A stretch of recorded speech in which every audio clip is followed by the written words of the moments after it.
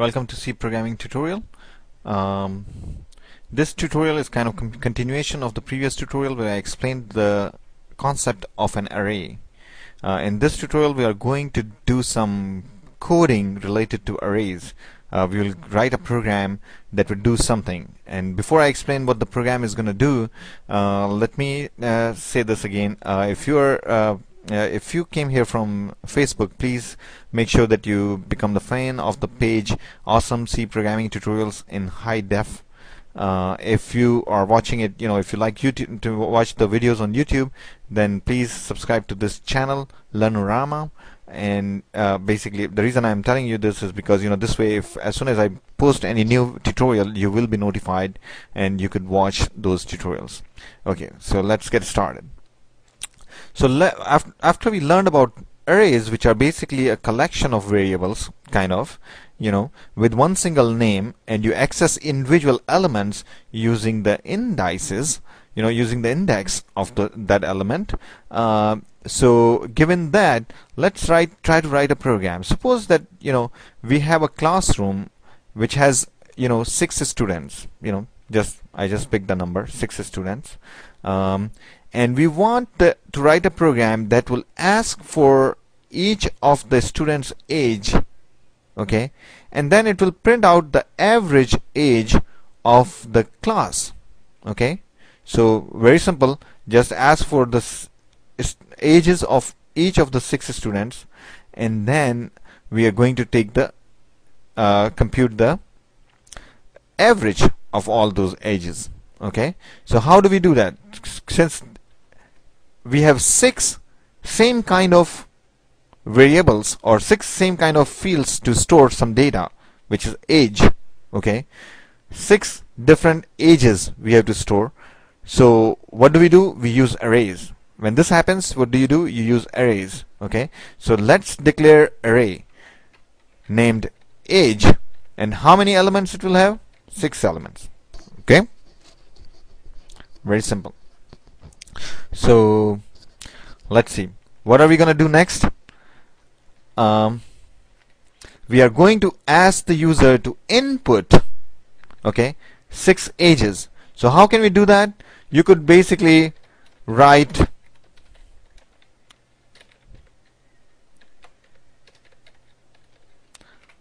something like this. Okay, for the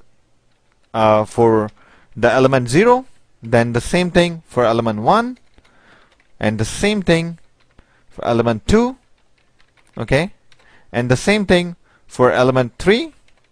We could do, ask for individual values. We could do that too. Or if you can see, there is a repeated work that we are doing here. The only thing which is changing is this variable right here. So what do? We basically use what is called loop, because we have to do something repeatedly. Okay, now we can use a loop. And how do we use the loop?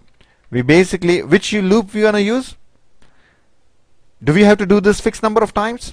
The answer is yes. We have to get 6 values of age, of children's age, right? So we have to do it fixed number of times. When you have to do something repeatedly fixed number of times, best thing to do is to use the for loop.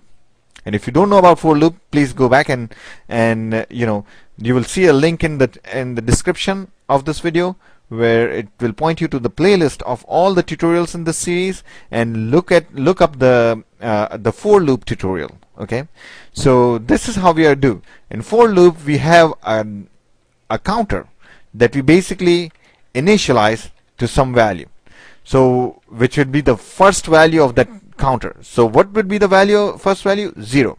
Okay, and then remember, the array's indices start from 0 and they go up to 1 less than the total number of elements here. So here the total number of elements are 6. Okay, the total number of elements is 6. So the indices range from 0 to 5. Okay, so count is equal to 0, and then the condition that for which the for loop will continue to execute, which is basically we want count to go from 0 to 5.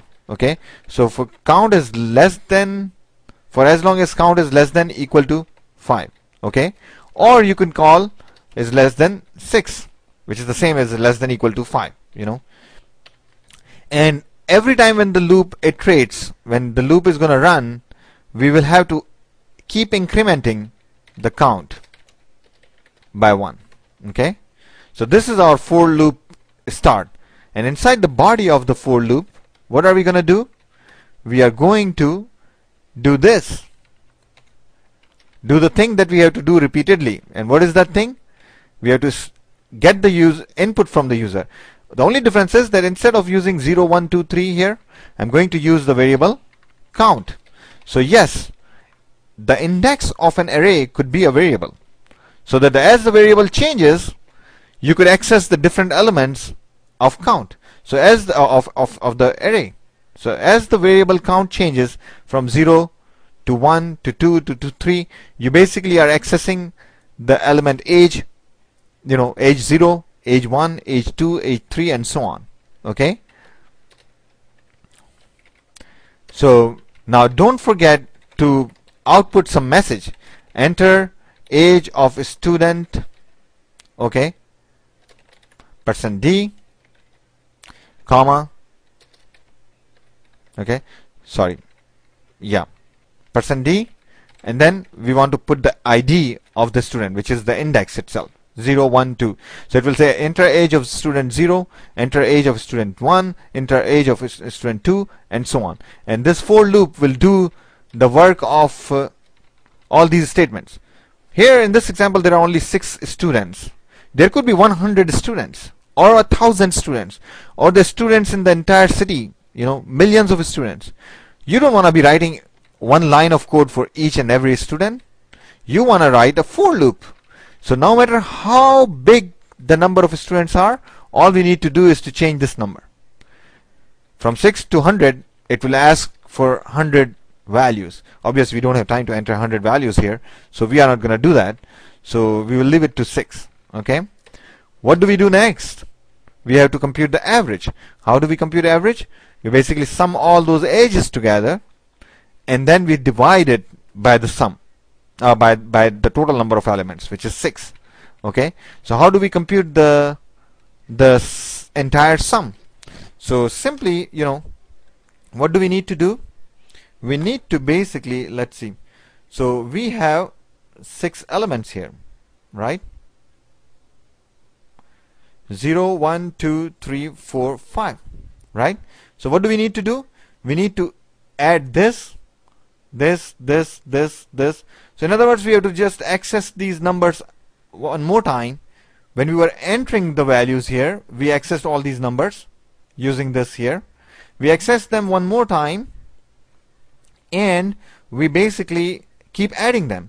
So what do? We start with some variable called sum, which will have this sum of all these numbers, okay, and then we'll set it to 0, and then we put this into sum, then add this number into sum, then add this number into sum, and then add this number into sum. And how do we do that? Of course, very simple. We use the for loop again, because we have to access all those elements one more time, just like we accessed before. So what do we do? For count is equal to count 0, count less than 6, count plus plus. Sum is equal to sum plus age of count, whatever the current age value is. Okay. So I think I am going out of running out of time here. So how about we continue this in the next video? Okay, don't forget to watch it. Thank you so much.